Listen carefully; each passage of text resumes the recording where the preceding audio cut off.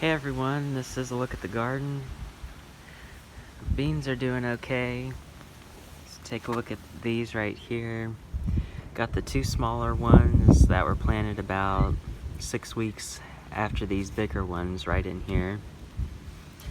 And there's been a sharp decrease in the number of mites so long as I continue to spray the undersides of the leaves with water.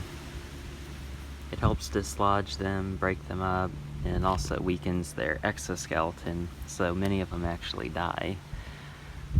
As we take a look at the flowers, you can see little bean coming up there, as well as there.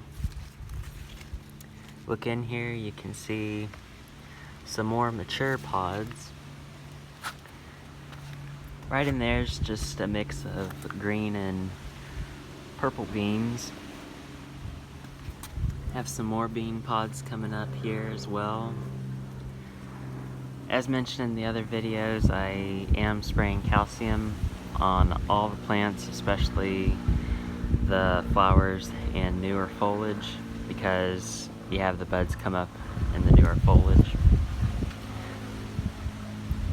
Here's the tomato. Now I actually have two different Roma varieties in here. One of them is from an old seed packet that is around probably 10 years old now. The other ones came from one that was just bought this year. On one of the varieties,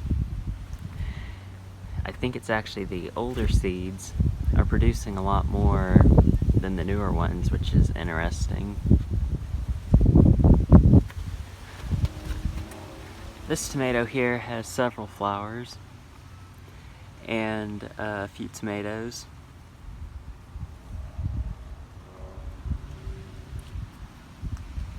And again, more beans. This one's getting a lot of new bean pods in there. There's the bigger bean.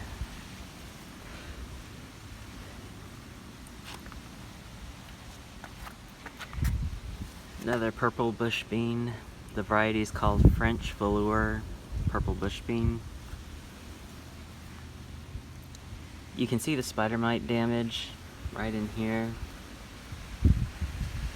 If you look at the undersides of the leaves, there are actually a few spider mites on this one. I don't know if you can see it well or not. Again, there are some, but it's a lot less than what it was before. This tomato is one of the older, well, it's from the variety that came from the older seed packet.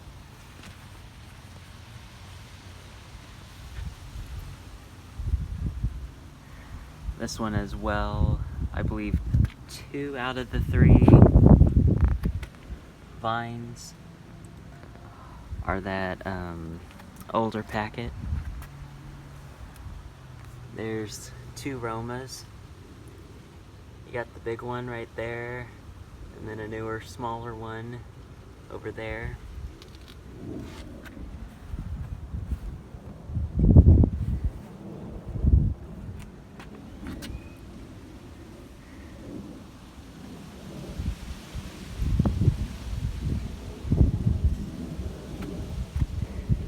Now this bean down here is the one that just continues to have issues with the spider mites.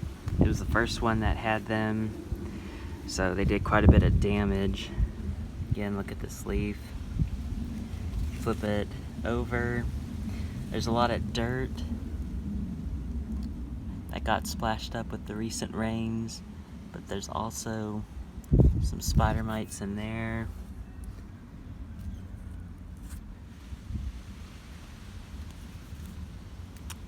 Yeah, you can see some spider mite damage.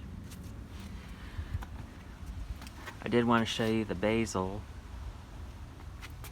If you remember, I think it was a couple videos ago, I had deadheaded the flowers that were coming up on it.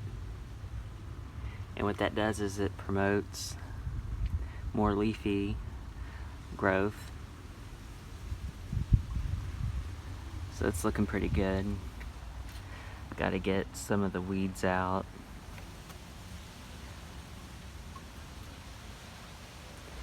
This is the Cosmo. Just love the purple flowers on it. They're very simple. They're easy to grow from seed, but for whatever reason, you just can't find them at nurseries. The cucumber continues to grow. Let me get in here real quick.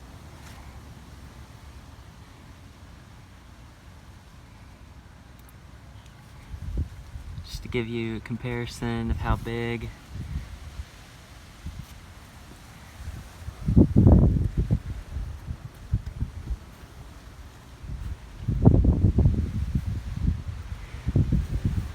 The cucumbers trailing out onto the sidewalk. Whenever the runners get like a couple feet long, I try to weave them back in there, but to be honest with you, it's kind of running out of room, the lower half of this trellis. We have another cucumber coming up. It's looking good.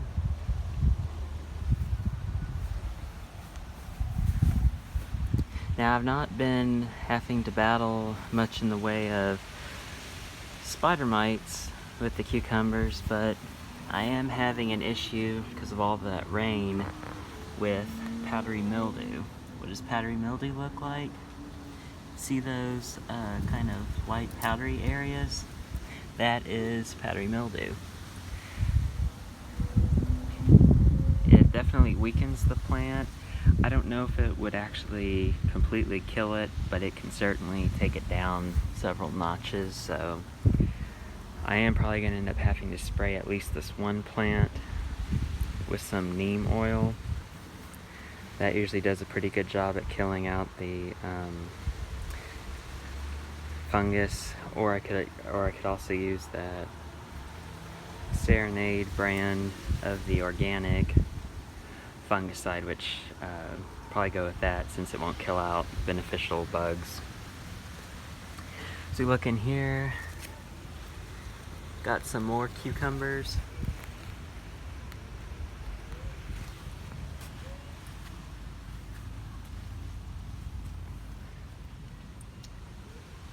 So anyway, well, that is a look at the garden. You can see the cucumbers climbing up at the top of the trellis. I know this video was much longer than the other ones, but I appreciate you watching.